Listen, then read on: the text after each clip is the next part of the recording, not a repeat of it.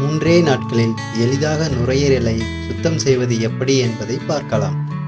புகைப்பிடிப்பவர்கள் அல்லாமல் மற்றவர்களுக்கு அலர்ஜி, சுற்றுப்புறச் சூழ்நிலை, தூசிகளினால் நுரையீரல் அலர்ஜி ஏற்படுவது உண்டு. அதே சமயம் 45 வருடமாக புகைப்பிடித்தாலும் எந்த பாதிப்பும் இல்லாமல் நுரையீரல் நன்றாக இயங்குபவர்களும் உண்டு.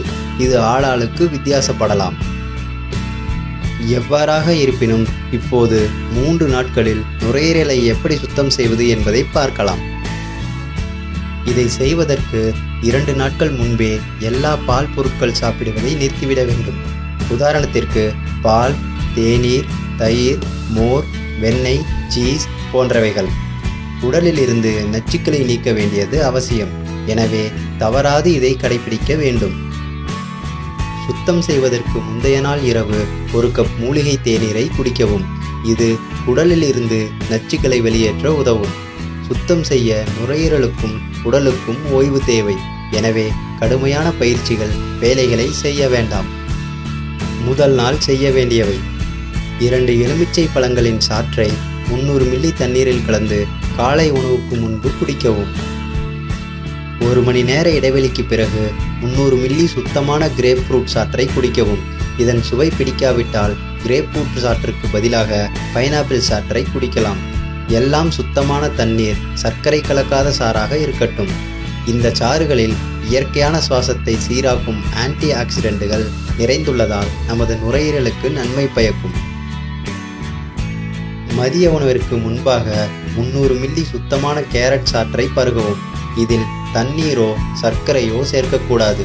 கேரட் சாறு சுத்தம் செய்யும் 3 நாட்களும் இரத்தத்தை அமில நிலையிலிருந்து காரத்தன்மைக்கு மாற்றுகிறது. இரவு படுக்கப் போகும் முன்பு 400 மில்லி பொட்டாசியம் நிறைந்த கிரான்பெர்ரி போன்ற சாற்றை குடிக்க வேண்டும். பொட்டாசியம் சுத்தம் செய்ய ஒரு டானிக்காக உதவுகிறது. இது உடலின் உள்ளுறுப்புகளில், முக்கியமாக சிறுநீர் பாதை, நுரையீரல் தொற்றுகளை உண்டாக்கும் பாக்டீரியாக்களை நீக்குகின்றது. கிரான்பெர்ரி கிடைக்காதவர்கள் சுத்தமான சிகப்பு திராட்சை அல்லது பைனாப்பிள், ஆரஞ்சு சாற்றை கலப்படமில்லாமல் குடிக்கலாம். இதை 3 நாட்கள் கடைபிடிக்கும் போது எளிதில் ஜீரணிக்கக்கூடிய உணவுகளை சாப்பிட வேண்டும். குறைந்தது 20 நிமிடங்கள் உடற்பயிற்சி செய்து வேர்வையை வெளியேற்றவும், அல்லது 20 நிமிடங்களில் சுடு தண்ணீரில் குளிக்கலாம். வியர்வை வெளியேறும் போது நச்சுகளும் வெளியேறும். இரவில் கொதிநீராவி பிடிக்க வேண்டும்.